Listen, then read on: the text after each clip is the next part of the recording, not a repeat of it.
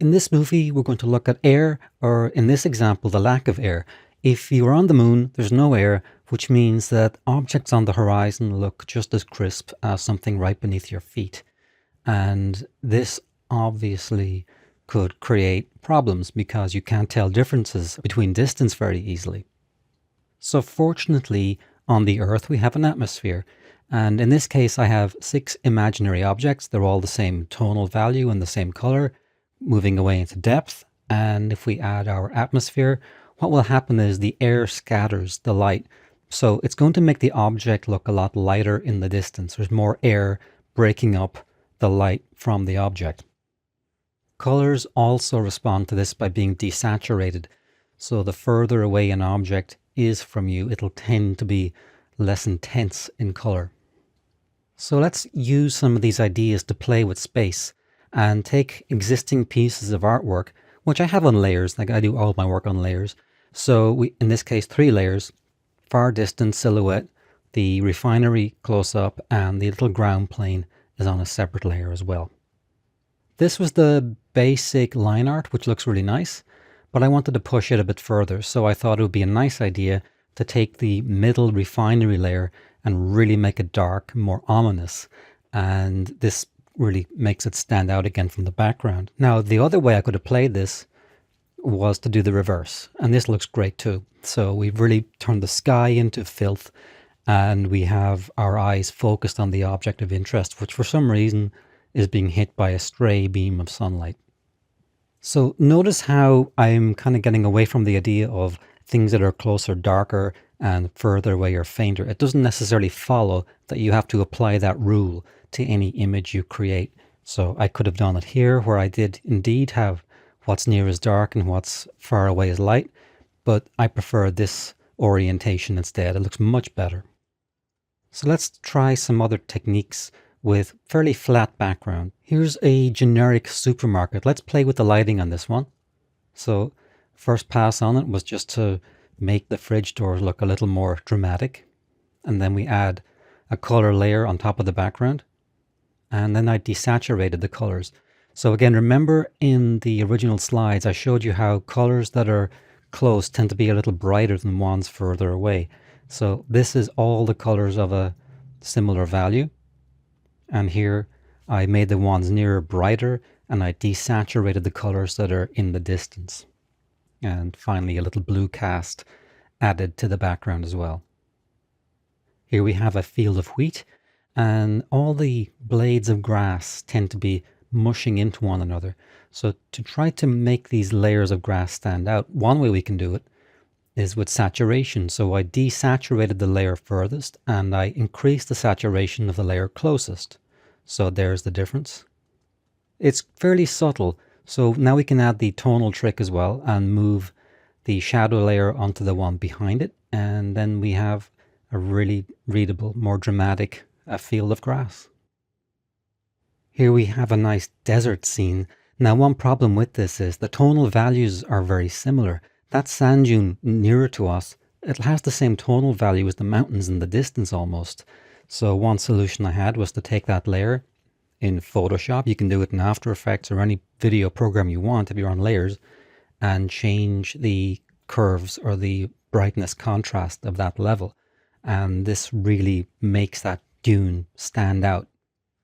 One problem is that the colors have now become hypersaturated. So I thought one thing to do then is desaturate the dune back down a little bit. And once again, it seems to exist in the same color space as the rest of the landscape. And then I just brightened the entire image. And again, bringing up the mountains just a little bit. So notice that the tonal value of the sand dune nearest to us is much deeper now than the mountains in the far distance. It would be really weird if those distant hills had the same value as what's up close. So let's see how we can apply this to an animated scene. Let's say we have something that has a lot of figures in it, like a lot of algae spawning in this ocean. One problem with this image, I like the image, but one problem with it is they tend to all merge into one another. You can't see where one ends and the other begins. So one solution is to just put a slight blue wash on the ocean level. And again, the kind of thing you could do in After Effects or whatever video software you have when you're compositing your scene.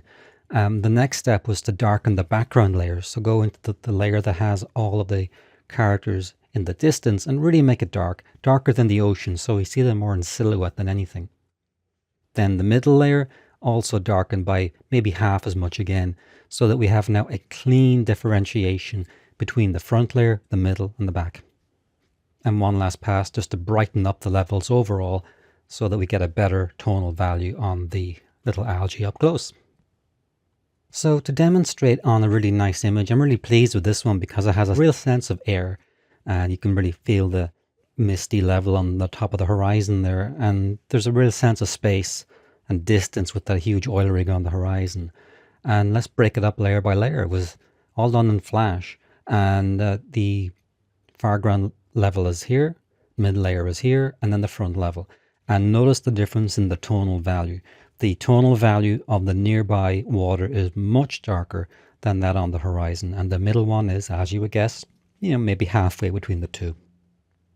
Here's an example of a weak version of the same image where we have the 3 layers and they're just not structured in any kind of tonal logic. So the nearby water is too bright to really read as being near to the camera. So again, that's the right way to do it, and that's the wrong way to do it. Here's the landscape with basically the different hills colored willy-nilly. There is no rhyme or reason to the different colors in this background, so we could make it more logical again, where we have the darker greens closest and the desaturated lighter ones further away. We could even invert it. Even this might be better. You might imagine there's a really dark thundercloud going over the distance that we can't see. It's out of frame. Maybe the material closer to us is being hit by a bright beam of light. But in any event, here's the almost arbitrary tonal background. Here is one with some logic to it, and another one with also logic to it. We can take a really nice background like this one, and then plus it, like really improve it again by adding these tonal tricks with light and color. So in this case, I took the color value of the background street layer down and really reduced the range, so it's a much flatter looking image. So it doesn't compete so much for our attention with the grocery shop. So again, before and after. Next step, I just made it a little bit darker and then added a shadow layer. And now we're standing on the sunny side of the street. It also gives the grocery shop a much stronger tonal value. It's much brighter now relative to the street scene. And I just improved again, all done in Photoshop or After Effects. Any video editing or image editing program can do this. And now you have a proper stage for your animation. So this is the kind of principle, this playing with light, it will apply to your backgrounds, it will apply to your character animation. And as your character animation is going to go down on top of these backgrounds, you really have to be sure that you're working with the best possible background you've got.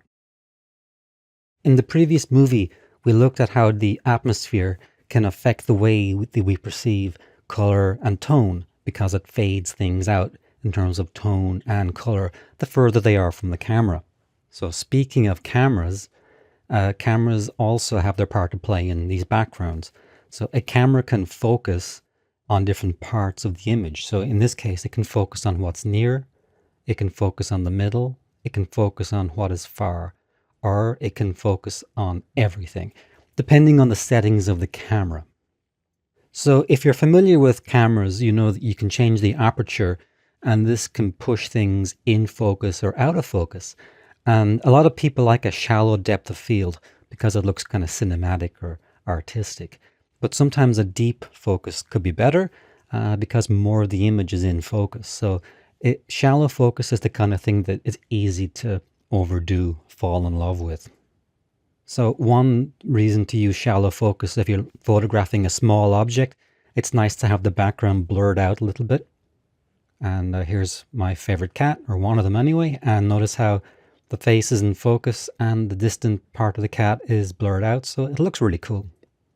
One problem is that with a very shallow focus, it can be so shallow that various parts of a small object are falling out of focus. You might want it more in focus. So fortunately in animation, we have a finer control over this than you might with a digital camera, for example. So let's look at some of the previous images in the former movie. And here we have the improved tonal version. But now let's add some tricks. And again, if you're working in After Effects or other animation programs, Premiere or whatever, and you have your work on layers, then you can fairly easily apply these kind of techniques. So you can blur out any given layer and you could blur out the background. So you can even usually animate or in between from one to the other. So this creates a very convincing illusion of depth and space because it's simulating that shallow depth that you often see in live action filmmaking. Here are the algae. Remember in the previous movie, we took those medium and far background characters and we darkened them. Now let's apply a blur to the far one and again half as much again to the middle one. And then the end result is just that nice softening. And again, there's everything is a deep focus and now a more shallow focus. So it's a great way to, again, trick the eye with this artificial creation of depth. And you can do it with a simple static background, an animated background, or a character. Here we have a character in a log cabin. There's a little bit of blurring on the two foreground elements, the lamp and the stove, but we could always push things a little further. And given that the depth of field might be really shallow, maybe the background's slightly out of focus too. So we can blur out the room as well. That has the advantage also of focusing the eye more tightly on the character. Again, the kind of thing you might want to be careful about overusing, but if you really want to push the viewer's focus onto one thing, great way to do it. This is a background where I never really liked the buildings behind the red pylons or the scaffolding because they just seemed a little stiff. So one thing that you can do with depth of field tricks is to hide sins. So first of all, you would really blur out the horizon and then blur out the city. And this kind of covers up what I think is a kind of weak line work on the background. It also focuses the eye very nicely on the character too. You'll often see this trick used in live action projects if they're shooting a low budget production set in the 1970s or the 80s. You often see that they have these kind of depth of field effects because if they blur the background enough, you won't notice the Prius driving by in a shot that's meant to be 1975 or something. So definitely a cheat as well as a cool trick. And again, here's the nice street scene with the grocery shop and a very, very subtle blur added to the background. Not much from that to that, quite mild. And that's just enough to soften that and again, focus the eye on the foreground.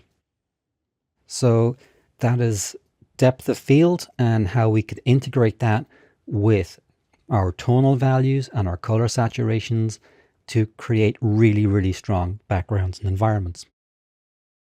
Many times when we animate, we might need to fake a depth camera move, like we're on a track moving into the shot. And this is a very quick example of one such shot. What I want to show you is how you go about it, and also some mistakes that you might not notice at first sight. If we look at the vanishing point, which is where all of these dotted lines converge, you can see that certain mistakes are jumping out, and I flagged them in white. Those are the corners of the three cubes that you see there, or boxes that you can see there, and they are definitely moving at some weird angle. And if you look closely, you'll see too that the start position and the stop position, the corners of the cubes, don't really seem to be behaving as they should do with proper perspective.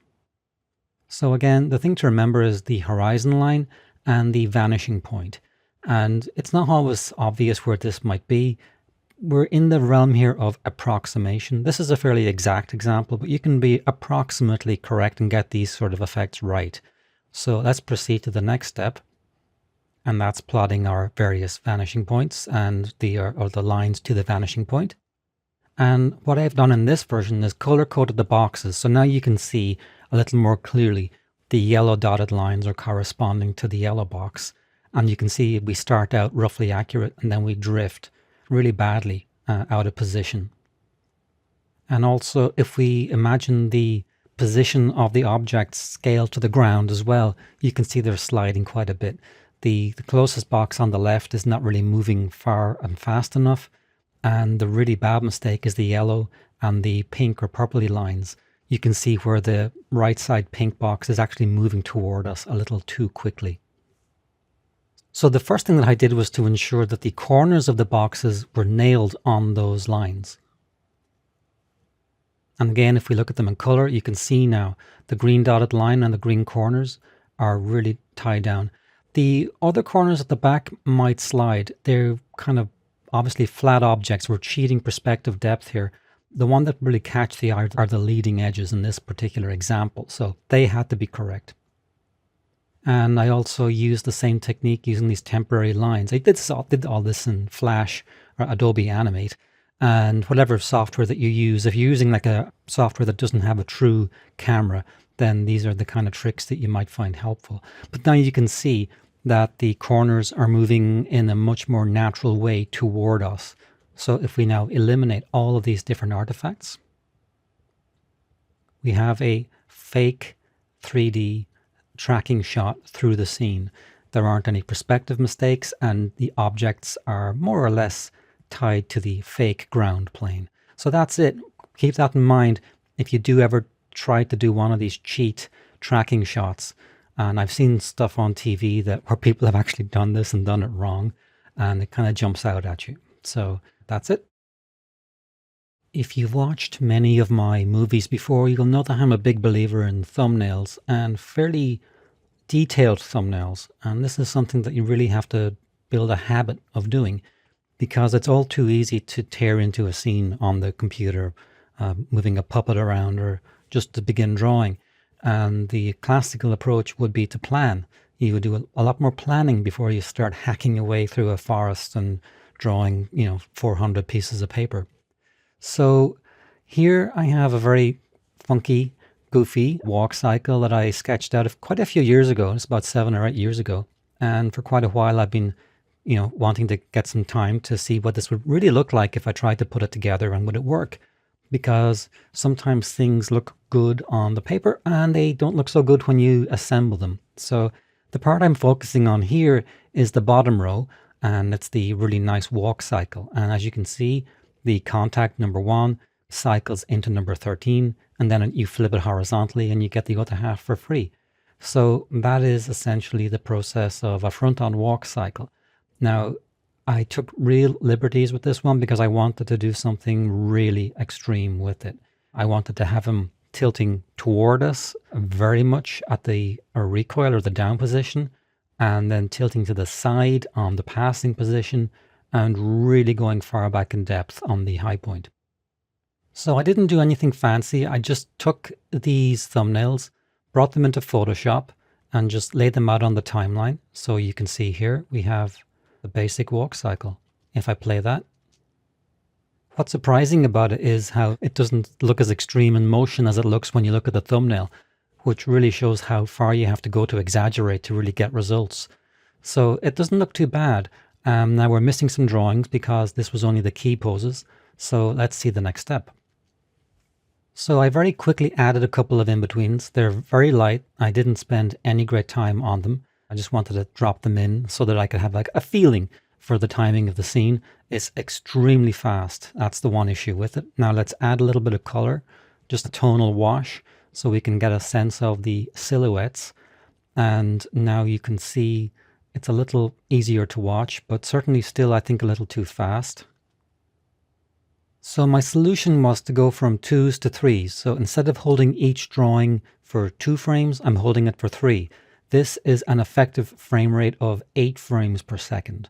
And were I to finalize this timing, I would definitely add in-betweens to put this entire cycle on wands. But it's starting to look really nice. There's a couple of little trouble spots though, and I'll flash them now in red.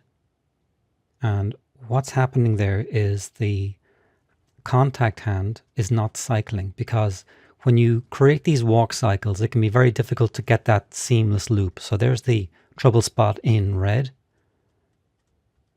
The arm seems to dip down. We have a nice fluid motion, and then oops on the contact, and then up again, and that's popping.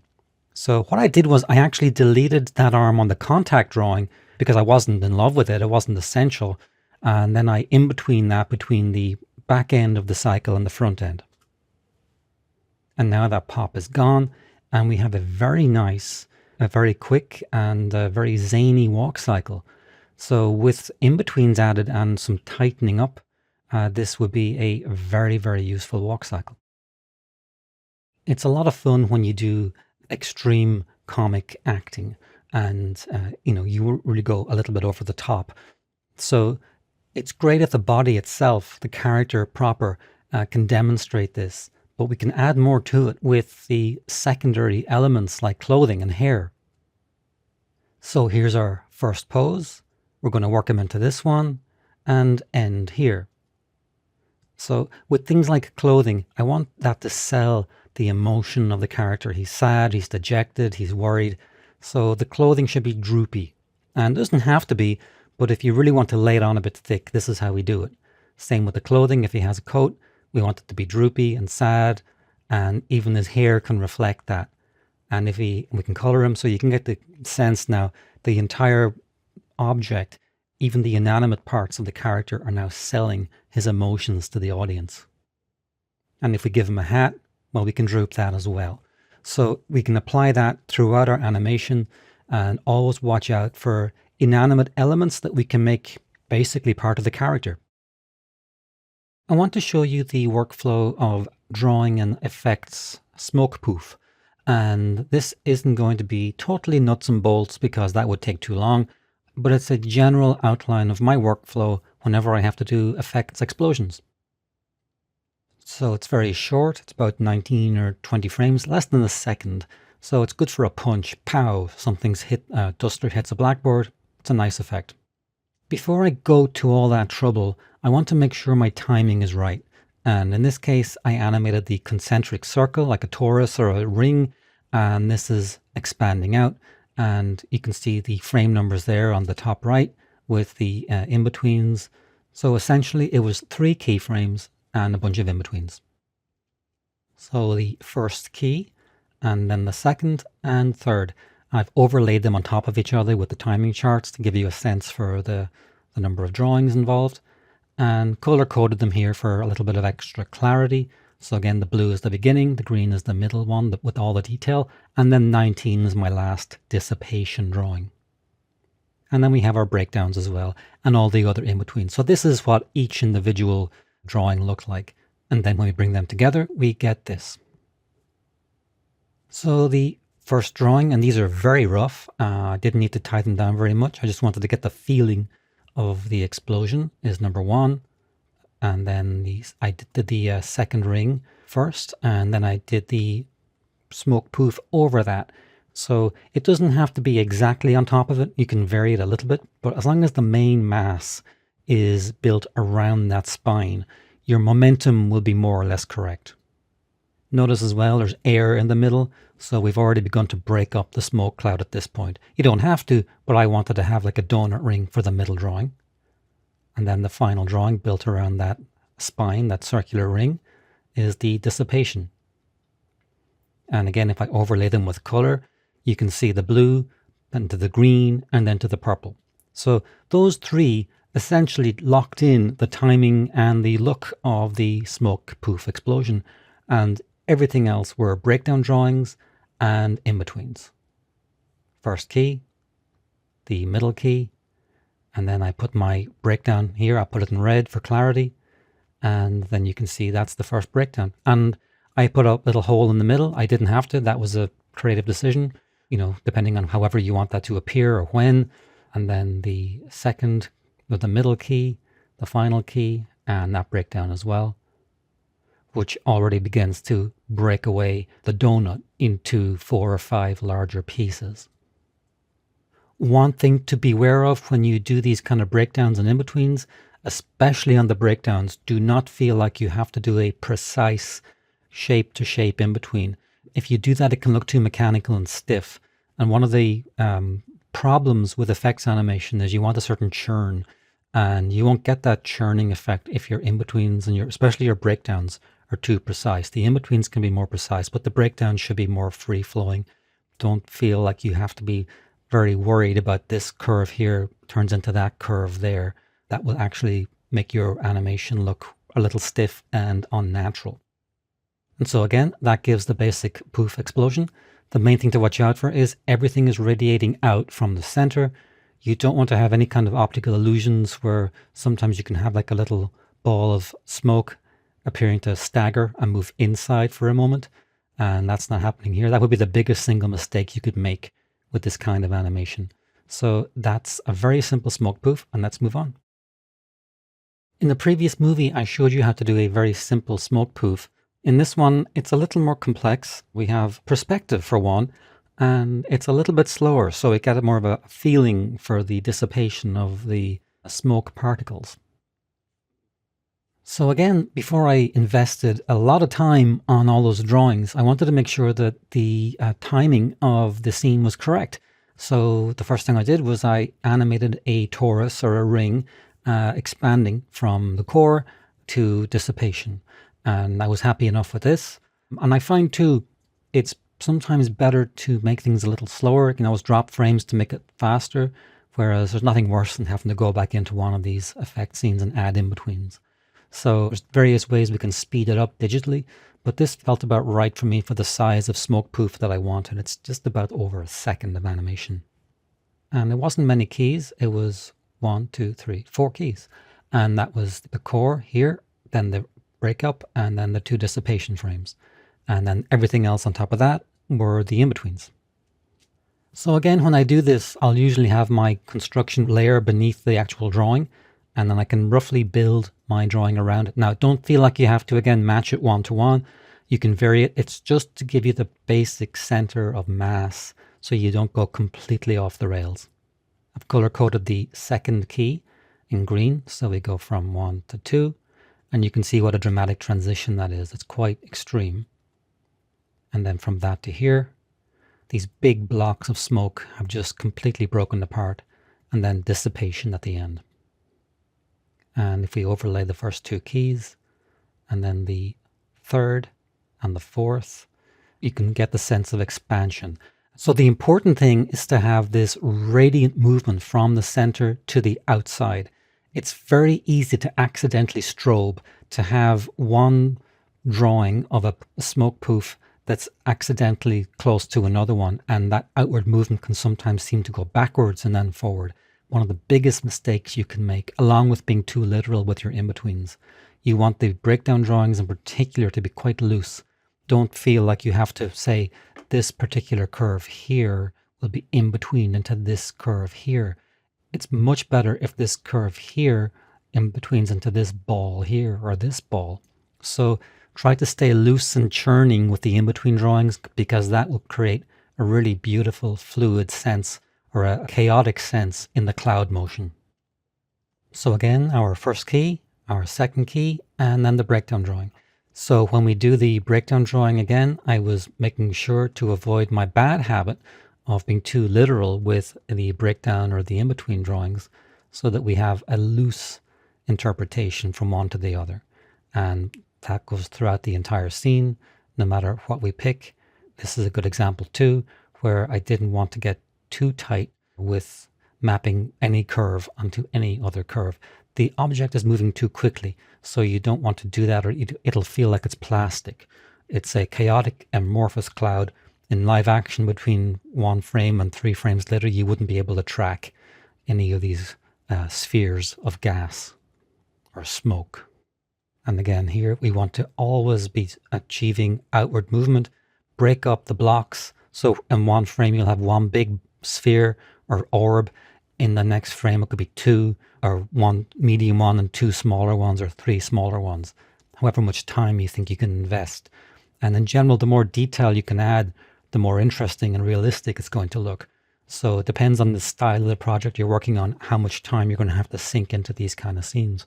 The beauty of these kind of smoke scenes, and it's really worthwhile remembering this also, always try to animate them if you can fully on the page. In other words, don't have the animation going off the edge, because the way I've done it here, I can reuse this in its entirety in any number of projects now. So if I do a future project that needs a smoke poof, well, I've already got it done. That'll save me 3 hours of messing around. So try, when you're making your effects animations, to make them self-contained in each scene so that they can be repurposed later on. Let's take a very quick bird's eye view of how you go about animating a natural effect like a splash. And if you're from a character background, these kind of things can be really intimidating or off-putting because of the fluid nature, the chaotic nature of the thing we're trying to animate. So let me show you some techniques that I use just in the general sense to help me get that kind of fluid, natural look. First thing to remember is the impact of the raindrop, whatever's causing the splash, will be at an angle, in this case vertical, impacting on the X. So we will have that central splash, the tower, go right up, right down. If this were a stone going into the water, you might get a more angled splash pattern produced from that. So bear in mind, what's causing the splash and how big it's going to be and, how much time it's going to take. This is a typical raindrop splash. That's it. And have a rough idea of the perspective that the splash is happening on, so it matches the background. So we had 4 keys in this. The impact, that's the green one. The really big apex of the splash in yellowy orange. And then it starts to disintegrate on number 17, that's the blue. And I haven't bothered wasting screen space with the final key because it's just the dissipation of a few little concentric rings. So here's the entire range showing the whole thing. And I've squeezed them in as best I can so that I could show you all the drawings, but this is the entirety of it. And again, number 1, 9, 17, and 27, those 4 lay out with their timing, the splash. So if you ever have to do a raindrop, that's a reasonably decent timing pattern. The frame rate is 24 FPS, not 30. So if you're going to work on 30, you got to scale up the numbers a little bit. The other thing to watch out for is that the interesting stuff happens on the breakdowns. Those are in red. I've colored them in red so you can see them more clearly. And number 9, as you can see, has the really big dramatic one. I could have made number 13 more dramatic a little bit, but I wanted to keep it very simple and less energy. So number 13 is starting to disintegrate and break apart. And then from 15 through the end, we're really basically just disappearing. The only thing of interest that really happens after that is this central ball comes back down, impacts again, and we have this nice little second one here. And that is created here on number 21 on that breakdown. So that gives that last little nice touch of boop before the final disappearance of the splash. So again, the impact, the first big interesting thing. And notice too the voids, the fact that you have like spaces of air in between the various structure of the water, which is really nice. Great fun to draw too. And then the third key, number 17, and color coded here, make it a little bit easier to see so you can get a sense for the range of motion. It's not very wide. And again, the main 3 keys. Again, ignoring number 27, it's boring, and you can see the basic structure of it. So quite fluid, pardon the expression, but as you can see, there's no like surviving structure from key to key. It's in a constant state of flux. So again, the biggest mistake you could probably make with this is falling into the trap that a lot of character animators do when they do effects animation, which is treating these forms like they're sacred.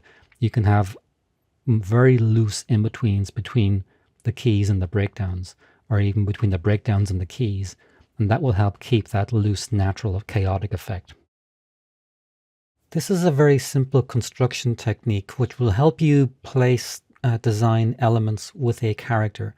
In this case, one of the most challenging ones is a figure with a very long nose or a snout. Dogs, mice, rats would be good candidates for this.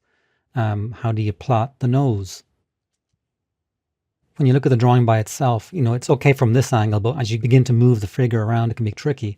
So the thing is, when you construct the character, to draw the eye line and completely around the character, not just the part that you see, but the part in the back as well. And the same goes for the center line. Also draw that around the back also. That gives you these 2 points, which you can then draw a line through. And the nose position is not mathematical. It's not a machine. You have a bit of play with it, but it gives you the general idea as to where the nose or the tip or the point should be. And this kind of construction technique is useful for many other things, not just a nose. But this is probably one of the best examples of it. And that will enable you just to get within the right territory of it. So that's it. It's a very simple construction technique, one of many, and it will help hopefully with elongated features. This is a very quick sketch that I did for a previous course on how to draw cartoon characters for animation. And I thought it was a nice kind of suggestion of animation in this, of motion, of the secondary action of the dress. She's kind of one of those 1920s style flapper outfits, maybe. So I wanted to take this at some point and just animate it and see what it would look like. So let's see what turned out. So I took that original 2 thumbnail sketch and expanded it just very slightly. So I gave myself a start position, then the number 7, that was the original drawing, number 13, the kind of overshoot, and number 21, settle. So this is a very fast action. I wanted to keep my drawing count down. And I didn't do an anticipation or a body overshoot. I just wanted to focus on the dress and keep things simple because, it can get pretty crazy with a lot of keyframes. So let's just focus on just these basic 4. So before I did anything, the first thing to do is animate the basic figure. Now, I left the head out and the arms. I just wanted to focus on the torso and the legs. And the reason why you don't draw the clothing first is because if you make a change to the pose or the timing, then all of your beautiful drawings of folds and fabric are gone. Doesn't matter how good those drawings are, you got to chuck them out. So be sure that you nail the body timing before you do anything else. Now, I said before, it's a fast action. And I'm happy with this. It's 21 frames for a body turn is fine. So then I added the dress drawings on top of that. Now, before I get into the issues of the timing of the dress, I will say it's going a little too fast at the end. But before I get into that, I will show you how I drew this thing first, or some of the techniques that I used. Now, the most important is the structure of the dress. You're not just drawing a bunch of lines. You're drawing something that should have a physical form. And the hem of the dress will be a series of zeros or figure 8s, different infinity loops, and you want to make sure that that moves in a nice, pleasing way. Now, I imagine this dress to be very thin. Think of something like silk, and therefore it can really flare out and fold back in to very thin folds, and that's what's happening here. And the other technique that we use are points of origin, and you can see here in blue and red, very roughly where a lot of the creases are originating from. So that is how we control the structure of many of the folds and the creases. If we go back to the main structure of the dress, you can also see how I've taken the original green loop, the structure line, and made all these little indentations around it. So these don't negate the actual figure 8 or the zeros or loops.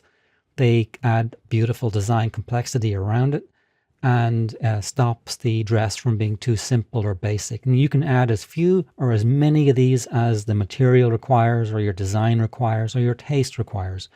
So that's essentially it. Now, as I said before, this animation is a bit fast. I'll show you again. So in the next movie, I will show you the solution. In a previous movie, I showed you how I went about animating the dress, some of the techniques that I used, the construction and points of origin and that kind of thing that help keep the dress looking like a dress. Now, one problem that we had was it turned out a bit too fast. The body in blue here was nice. I did the dress on a separate layer because I suspected there'd be an issue with it, and sure enough, there was. So now here's the problem. How do we fix it? And how do we make the dress not move so quickly? Give it a bit more material quality, which it doesn't have right now. It looks kind of mechanical. See that? Boom, right there at the end. It just doesn't feel good.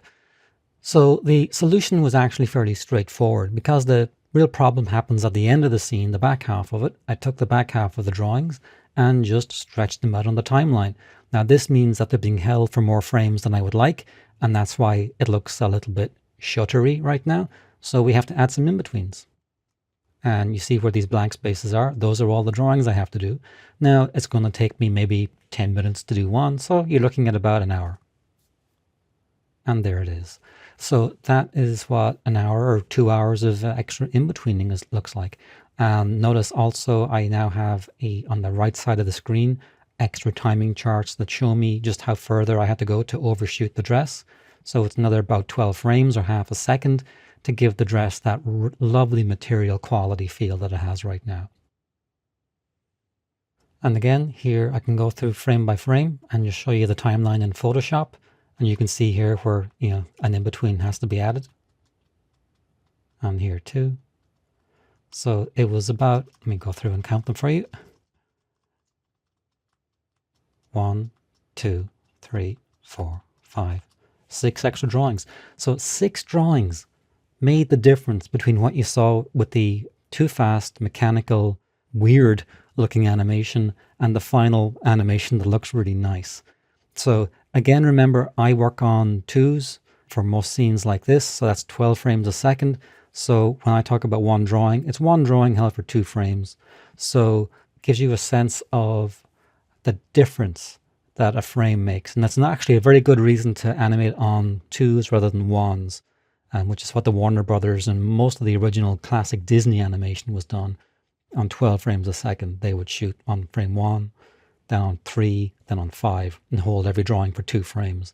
The beauty of it is, I think it really gives you a greater feeling for the difference that 1 or 2 or 3 drawings can make. When we animate dialogue, we're used to having access to whatever mouth shapes we need, but sometimes you'll have a character that might have only 2 states, open and closed. If you want like a little animated robot with like a domey head, up, down, or a talking tankard, or, something that we see a lot in animation, how do you do dialogue with that? How can it make an ooh shape if it physically can't and the design won't let you? Well, if you're my age or younger, you've grown up with Sesame Street and other puppet shows, and they do a fine job of doing believable dialogue. And many of the puppets, and Cookie Monster, if my memory's right, can't do an ooh shape. He's just open and closed. Kermit can sometimes be pursed to get like a sort of an ooh shape, but it varies from puppet or Muppet to puppet, and whatever thing that you're trying to make speak. The solution then, well, the problem too, of course, is we're often limited by the human hand with some of these. But in animation as well, like I said, you might have like a hard design character that we don't want to have an ooh shape. Maybe it just doesn't fit the style. How do you go about making ooh shapes then? The simple rule is you close the mouth on consonants and you open it on vowels. And the closest thing that you're going to have to the ooh shape, like hello, will be the slightly open mouth. That's just going to have to do. That's the best you're going to get out of it. Hello world. So you have 2 vowel sounds, the L and world. Now, I decided with this reading to have the hello world. So the biggest open mouth will be on the L sound, and the smallest, the slightly smaller one on the O or world sound.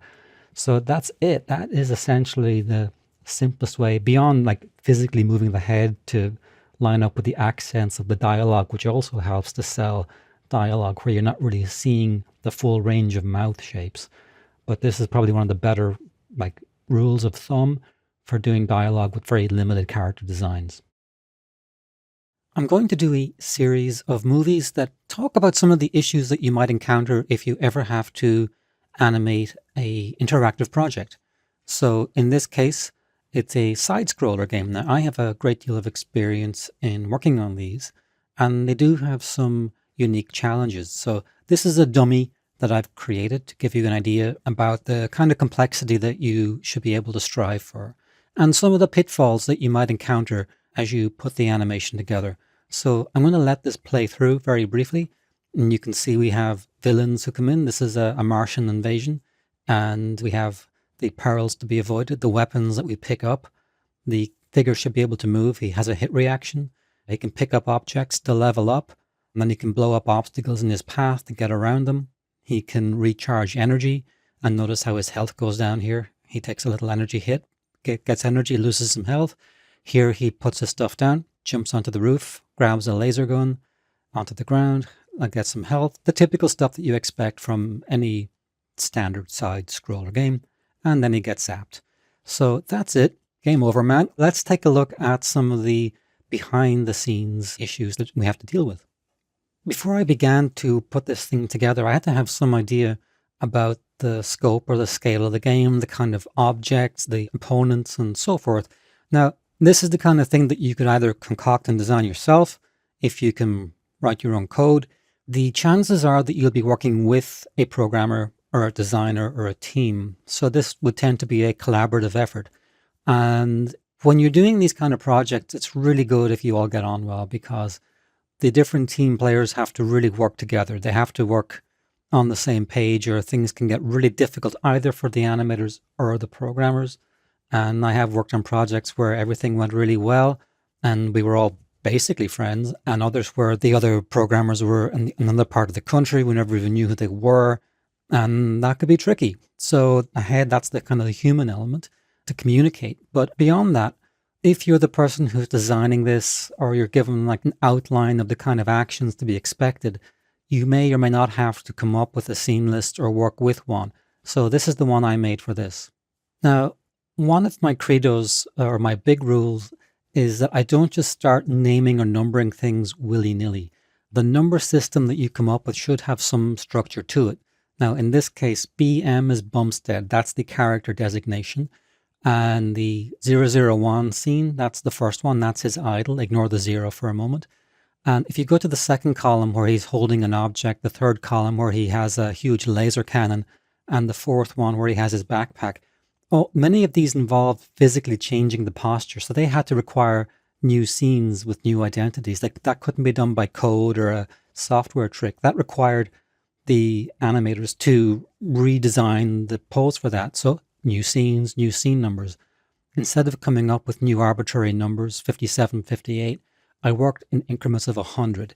So on the left column, we're in the zeros. On the hold object column, we're in the 100s and 200s and 300s as we level up or change costume designs. And if you look at it in black and white, you can see, it's a bit overwhelming, but there's structure in here. So if we look at the walk scenes, for example, we have different scenes where the character walks on a flat level, on down and up.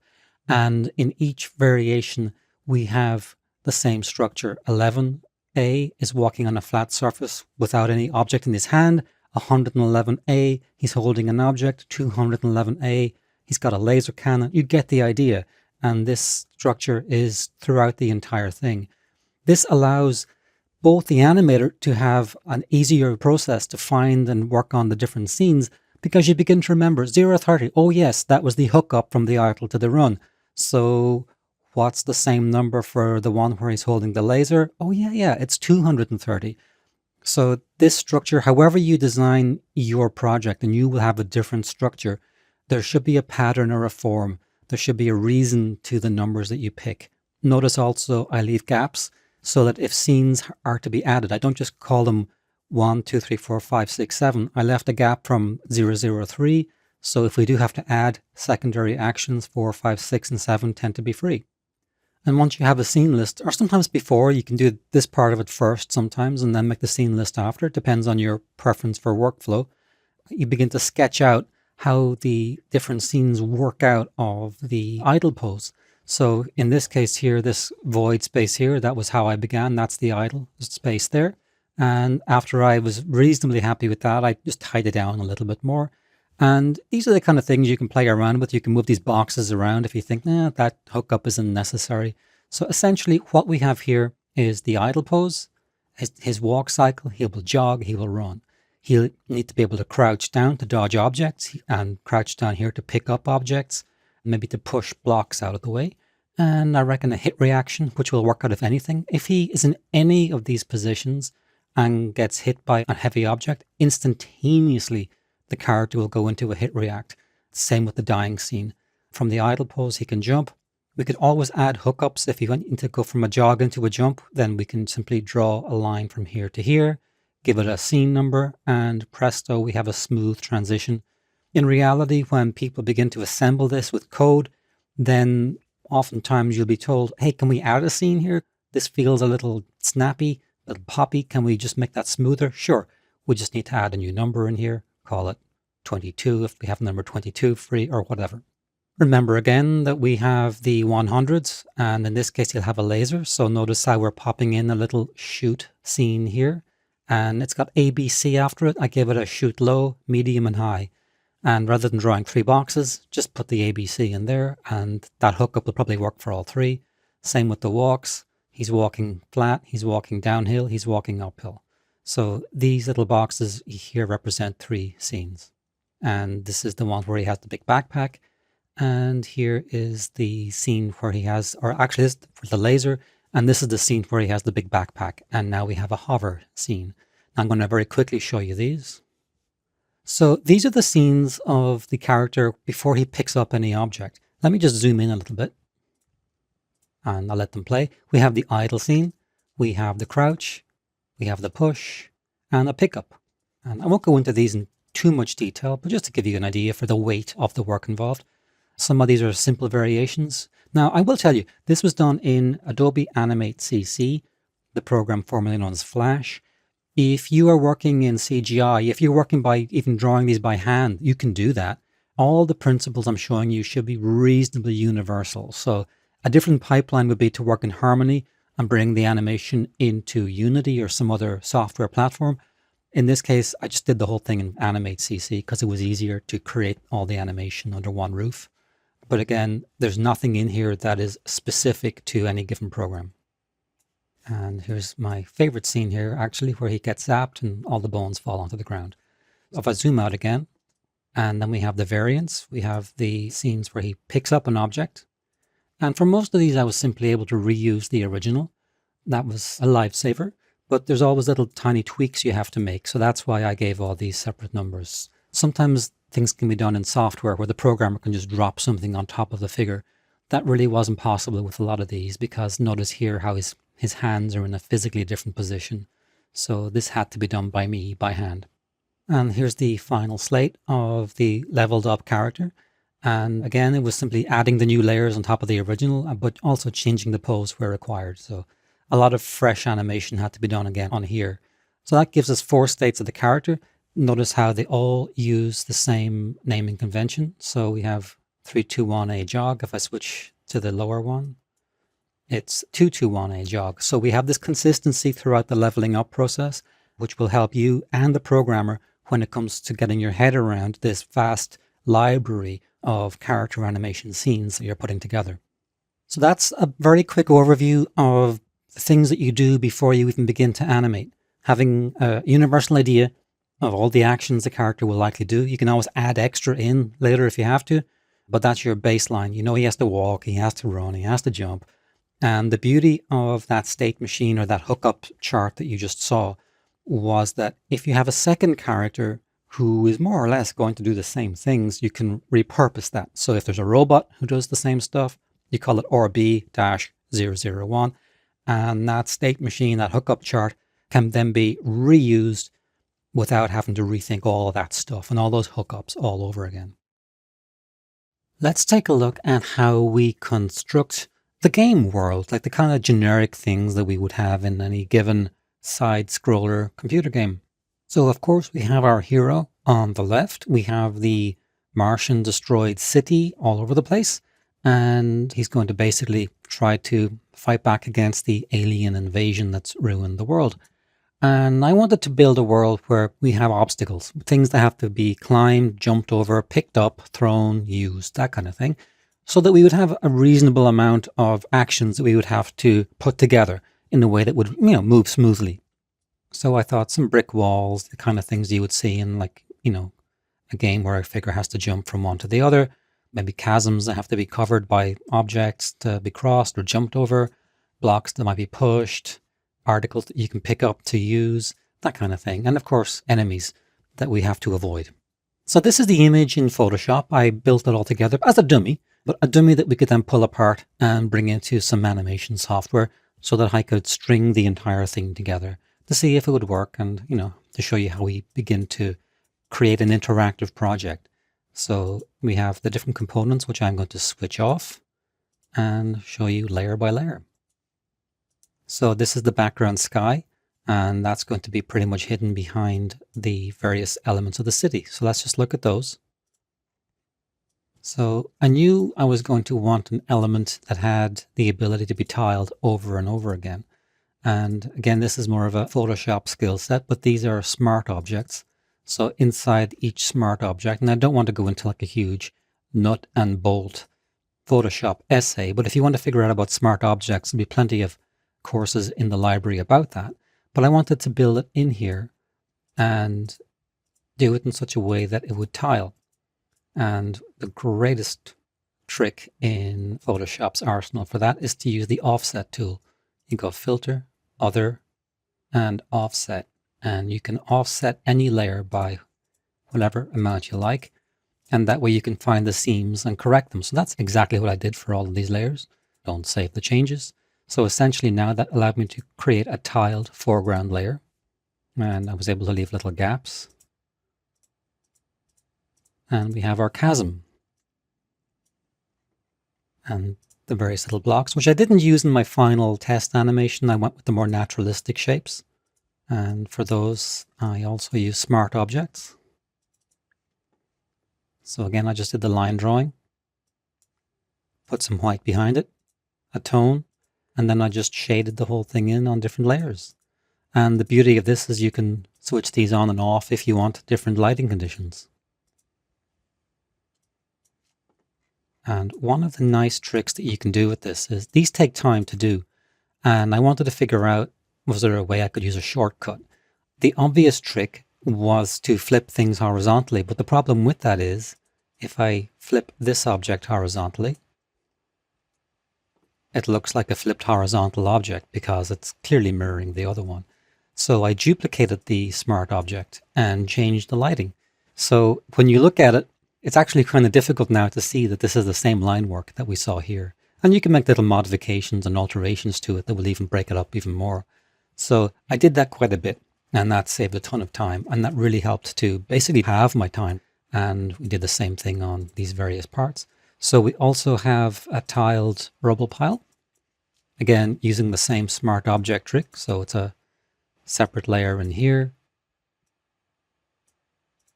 There's our line. A lot of work went into this one. I really thought it was worth the while because it was just going to dominate so much of the screen. Same thing, white behind it. Add a tone, add some darks, add some lights. More highlights here. Bit of a gradient for ominous effect. And there we have it. I won't even save that because it might mess it up, but this does tile as well. So we can just repeat that as many times as we like. We can just have one instance of it, and the programmer or designer can take these layers and reassemble them in any way they like. And you won't be surprised to know that that city background as well, same technique. Exactly the same technique. So, and that's going to be really blurred out. I then applied a smart blur. If you use the latest versions of Photoshop, when you have a smart object and you apply a blur, the blur is changeable at any time. It's a really fantastic feature. It's actually a feature that's worthwhile. It's so worthwhile, it's almost worth updating just for this one feature. So I can continue to blur that any level I like. It's non-destructive, so you can just keep adding it or removing it as you like. Anyway, that is the background and the sky level. Now, the other thing to watch out for is scale. We're working inside what should be a consistently believable world, and that means you need to watch out for things like line weight, not just on the background, but the character as well. You want these to look, like I said, they all live together. So when I pull the character over to here, he's actually a little big for my taste here. I think we actually scaled him down a little bit in the game. As you can see, he looks fine. The line isn't hugely thicker or thinner than the background levels, but it's more important that the background animation and all these objects have a similar line weight so that the building elements, the objects, the character all have approximately the same thickness of line weight. So when I'm working in Photoshop, I'm very conscious when I'm building these up layer by layer that the line weight is consistent between all of the elements. And when we begin to look at the entire thing together, fill the screen with this. See how the boots and the building have the same weight. I've basically faded out the background a little bit so we have some what's called aerial perspective, meaning the air between us and the further distance objects is making them fainter. I've also added some nice highlights here so that we have a tonal contrast between the foreground elements and the background elements. So people who don't know anything about design or art will say, make it pop. Really what they should say is, can you increase the tonal value? Can you increase the color contrast between the foreground and background, rather than a meaningless buzzword? So that's why this little white line here, we have a solid black, white, and then a midtone. So pretty much regardless what we're putting that against, that should have a good strong contrast between the background. So that's pretty much it. That's how I began to assemble this giant panorama. I think you can tell a bit of fun with. Another thing bad bosses say is have fun with it, but I really did. I had a lot of fun creating this, so I just went a bit out of hand with it. So that is a very good way to build up the various components and elements. Try to keep them on different layers. If you're working in Photoshop, use Smart Objects because it allows you to basically treat each element as a separate entity.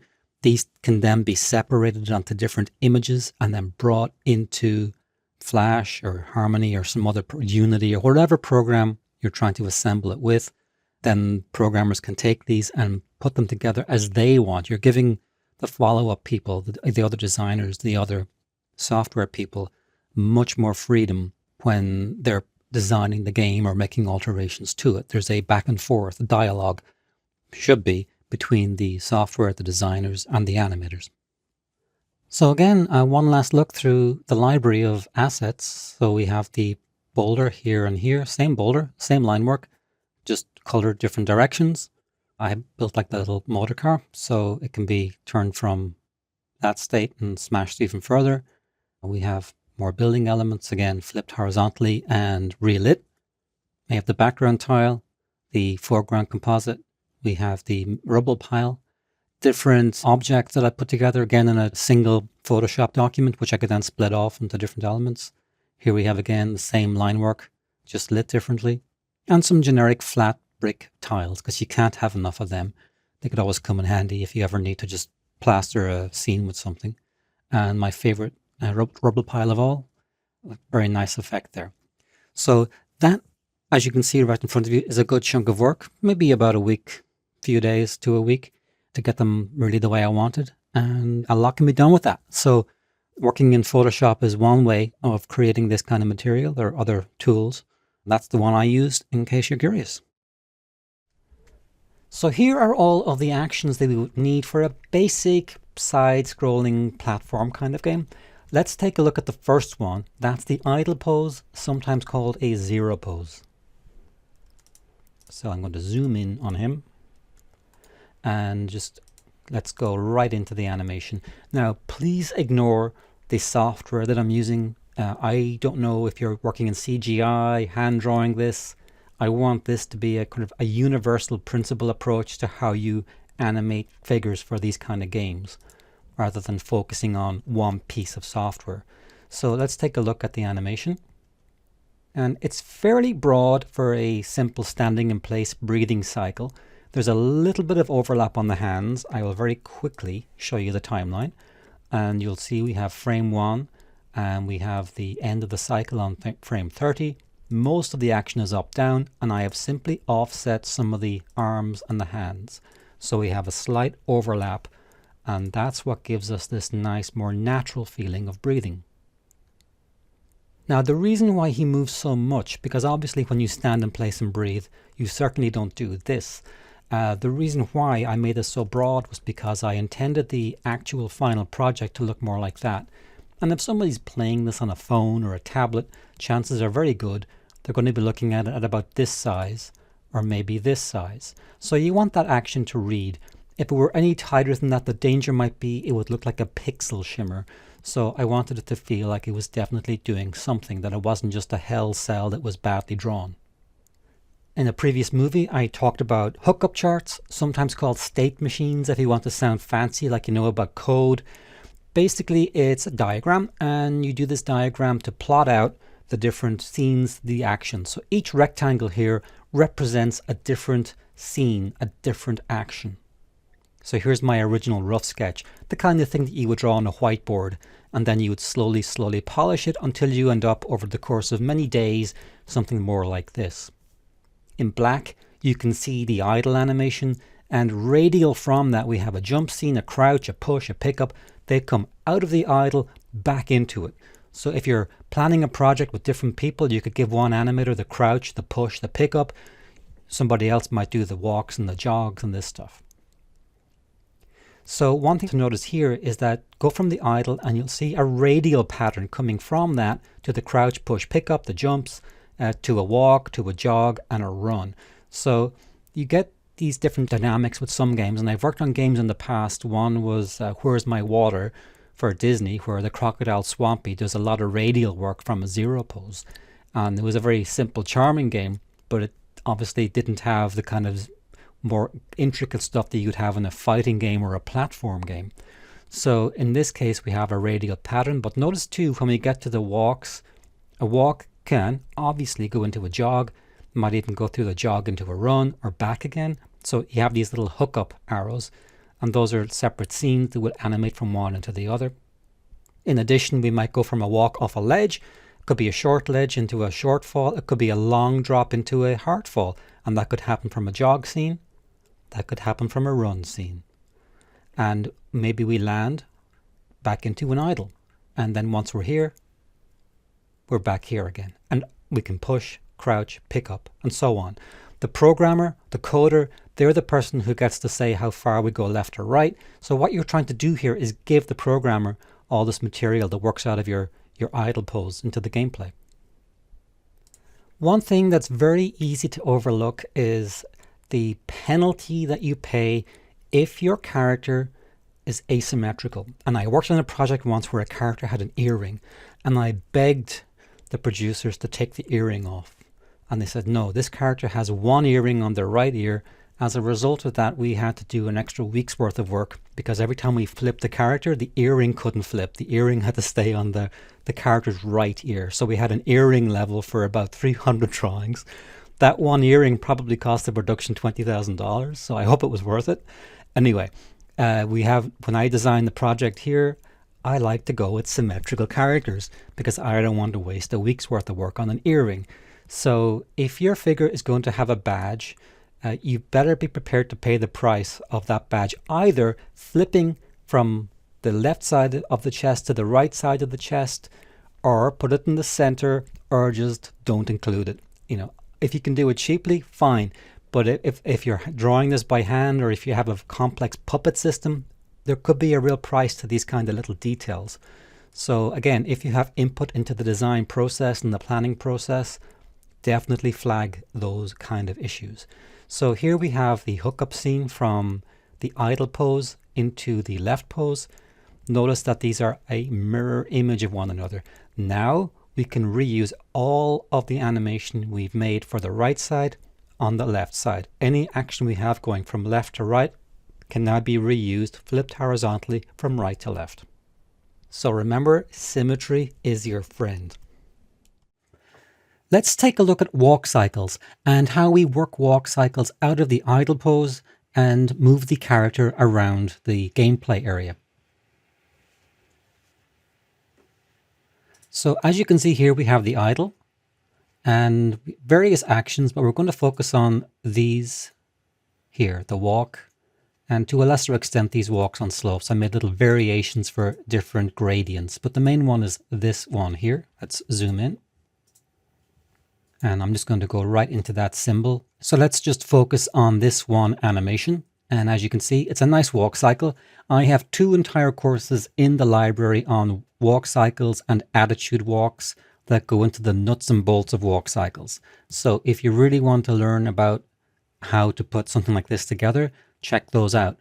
This is going to focus more on the interactivity of walks and how do we get from the idle into the walk and back out of the walk and into the idle.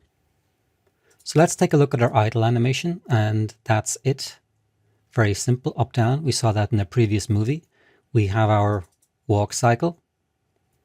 So the problem would be the hookup. So here we have our hookup scene, which goes from the idle into the walk. My starting frame is the first frame of the idle action, and then we go into a pose. That is one of the frames, one of the key frames from the walk cycle. So let's take a look at the walk cycle. Now, as we scrub through the walk cycle, you notice we have these positions here where the foot is occupying a place very close to that occupied in the idle animation. So what I do is pick one of these, and that'll be the transition about here. And then we animate, in this case, a simple tweened action from one into the other. Quite short. You don't want to make this a very feature quality animation because games are about instant gratification. You push the button, you want to get into the action to get where you're going fast. So it would frustrate the player were you to put an anticipation or an overshoot or some nonsense like that in a gameplay, because in the vast majority of games, you just want the action to happen on the button to press. And here is our hookup from the walk back into the idle. And again, what I've done here is pick a contact frame, and from there we'll hit down and just tween smoothly into the final pose of the idle. So that takes us back in from idle into the walk. We have our walk cycle, and from that into the final idle again, which can then repeat as needed. So that's the procedure for constructing the idle, the walk cycle, and the hookup scenes. Now, some programmers might want you to do the entire thing on a single timeline. Others might want you to have them separated in discrete scenes like this.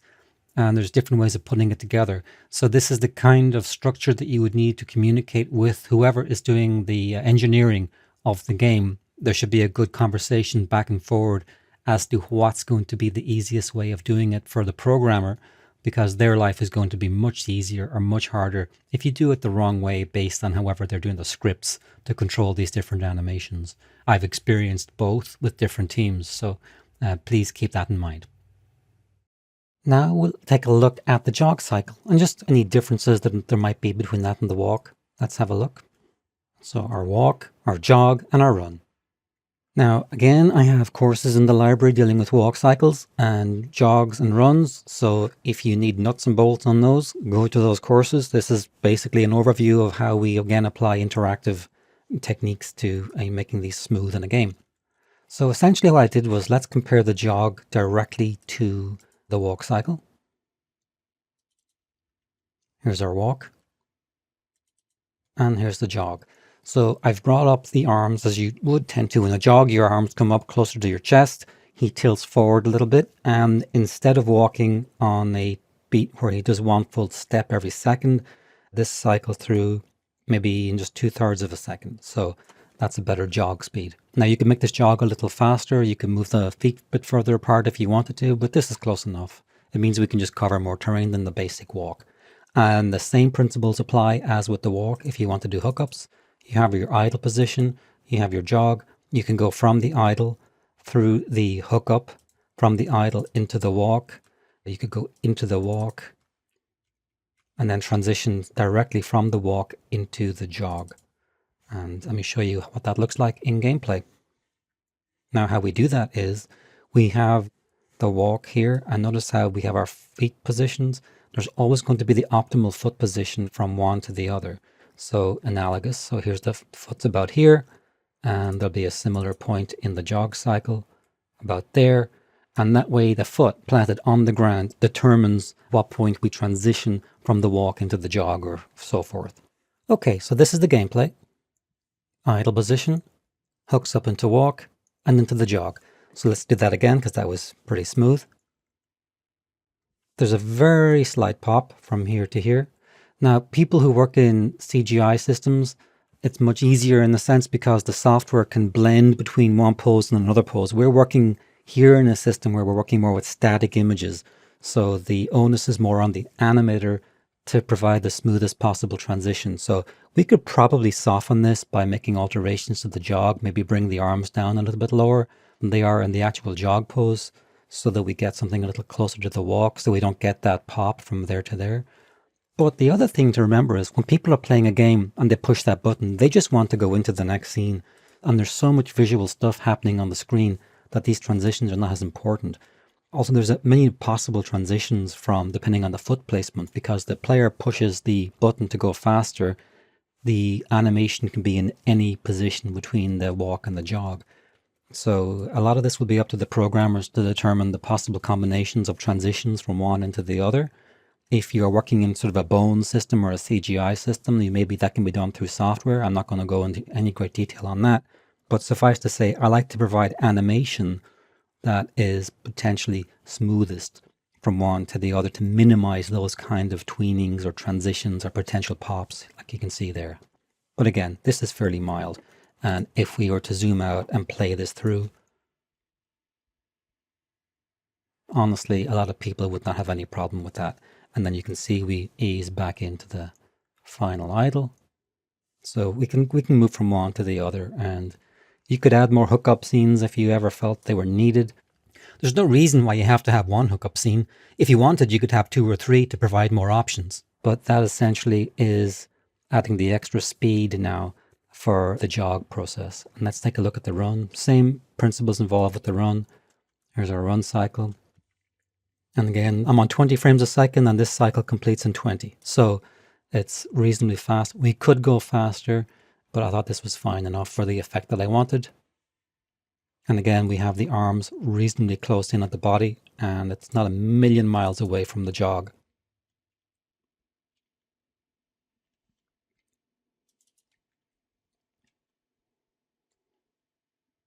So from run to jog and back to walk and even into the idle. So that gets us from a standing position through all the speeds we'll need in gameplay. And don't forget too, we have our hook up to the flop, so he can turn the other direction and run away. During the course of a game, the character might have to pick up many objects. And in this case, we're looking at this little scene down here. So let's take a look at that by itself and show you some of the tricks. So it's more of a swipe. Imagine there's an object here, and that object can be popped off the instant the figure connects with it and then transferred into the hand symbol, which is obviously working in this particular software, Animate CC or Flash. And so let me show you how this can be very useful and save us a lot of time. So here we have our body of scenes with just the character by himself.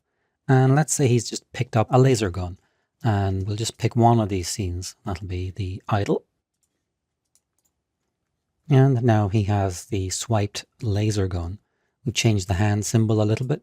So let's go into that, and we have different frames. And on frame 1, we have nothing. Frame 2, we have a wrench and a hammer and some sort of laser gun.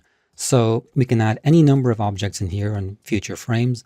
This means that without any additional animation on my part, a programmer could say, just play frame 2, play frame 3 or 4, and presto, we've changed the entire animation of the scene. So let me do that in here. Now there's a couple of scenes for internal reasons that are slightly different. Don't worry about them. But as you can see, we've swapped the hammer out across most of these scenes, and that is fantastic. So I don't have to alter these. There's like some other secondary duplication going on in there, but don't worry about that. As you can see, we just make one alteration inside one symbol, and 10, 20, 30 scenes follow along. And if I change that back, then we return to the laser gun scenes.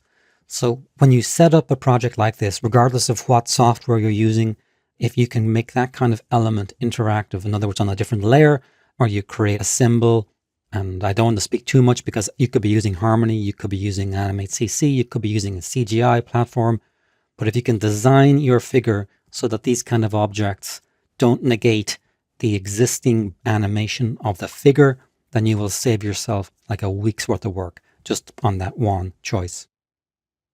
Now let's look at the art of jumping and crouching. And I intended the crouch to be like a little dodge. So if someone's going over his head, he can just move down like this, or even use this action to pick things up. And then we have 3 different jumps: low, medium, and high. So the simple one first, let's just look at the crouch. That's pretty much it. There's not much to it. It happens here. Now notice too, I have like a hold here, and this is the kind of thing that we would allow by going into like a hard hold like that. This is the kind of pose that a programmer can extend for as long as they want. So let's say the player hits the down button and holds it down, then we hold them in this position before we pop them back up again.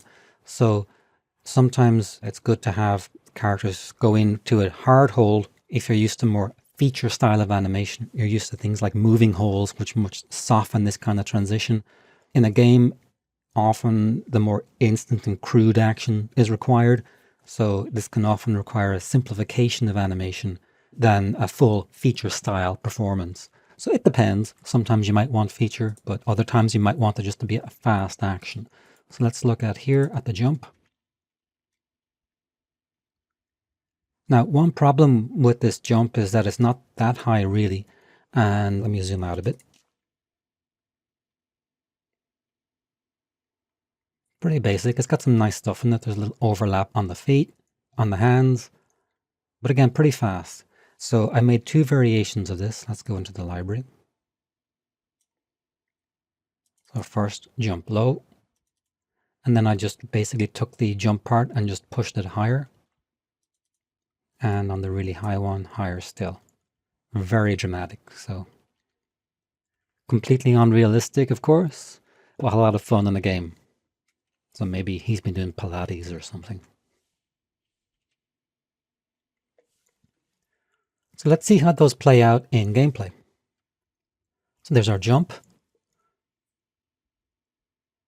It'll show us to move the plank up. So no reason to jump here. And then he grabs the object.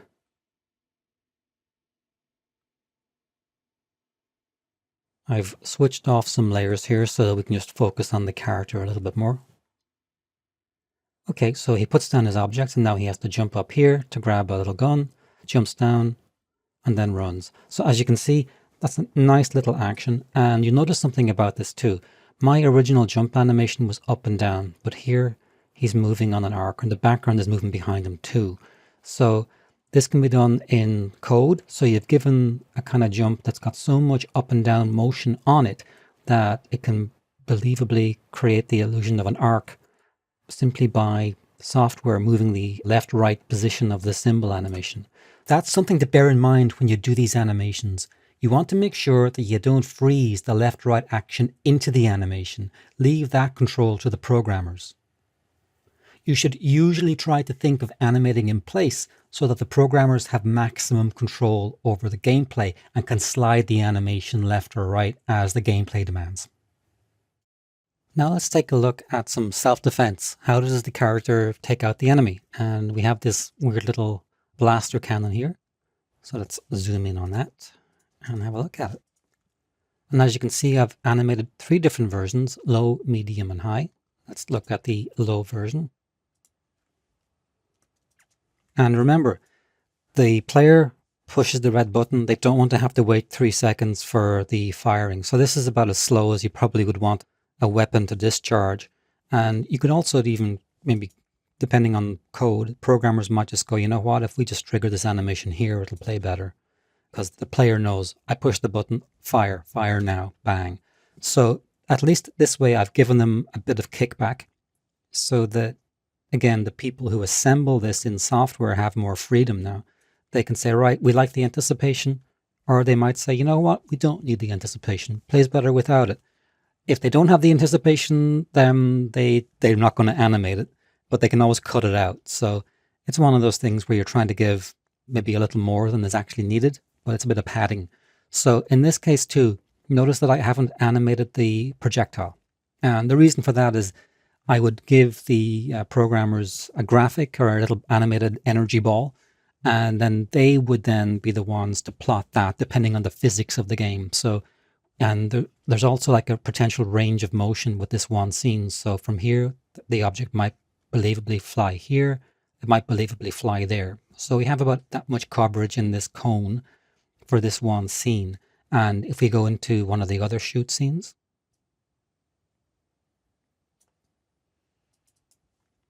a little higher, again, we have a little more range of coverage.